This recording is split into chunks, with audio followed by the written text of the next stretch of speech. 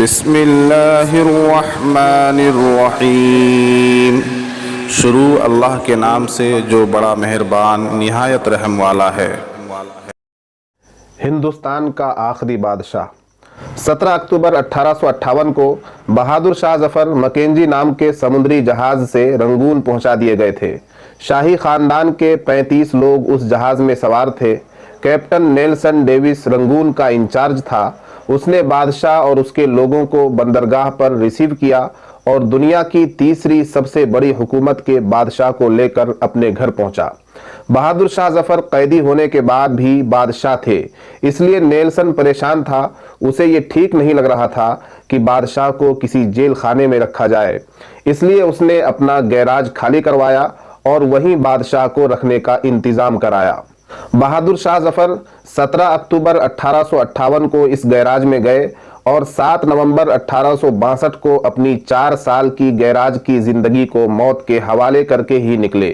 بہادر شاہ ظفر نے اپنی مشہور غزل اسی گیراج میں لکھی تھی: لگتا نہیں ہے دل میرا اجلے دیار میں، کس کی بنی ہے عالم ناپائیدار میں، اور کتنا ہے بد نصیب ظفر دفن کے لیے، 2 گز زمیں بھی مل نہ سکی کوئے یار میں۔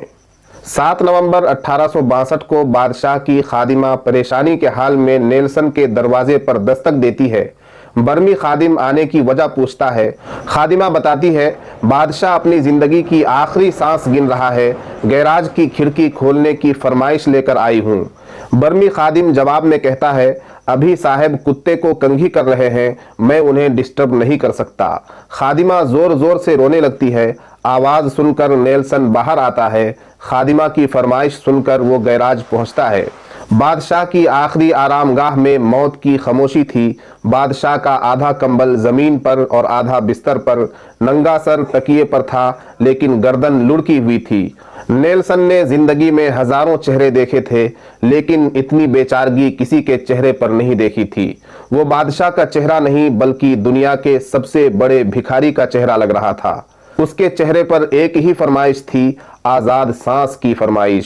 ہندوستان کے آخری بادشاہ کی زندگی ختم ہو چکی تھی۔ کفن دفن کی تیاری ہونے لگی۔ شہزادہ جوان بخت اور حافظ محمد ابراہیم دہلوی نے غسل دیا۔ بادشاہ کے لیے رنگون میں زمین نہیں تھی۔ سرکاری بنگلے کے پیچھے کھدائی کی گئی اور بادشاہ کو خیرات میں ملی مٹی کے نیچے ڈال دیا گیا۔ استاد حافظ ابراہیم دہلوی کی آنکھوں کے سامنے 30 ستمبر 1837 کے منظر دوڑنے لگے، جب 62 سال کی عمر میں بہادر شاہ ظفر تخت نشین ہوا تھا۔ وہ وقت کچھ اور تھا، یہ وقت کچھ اور تھا۔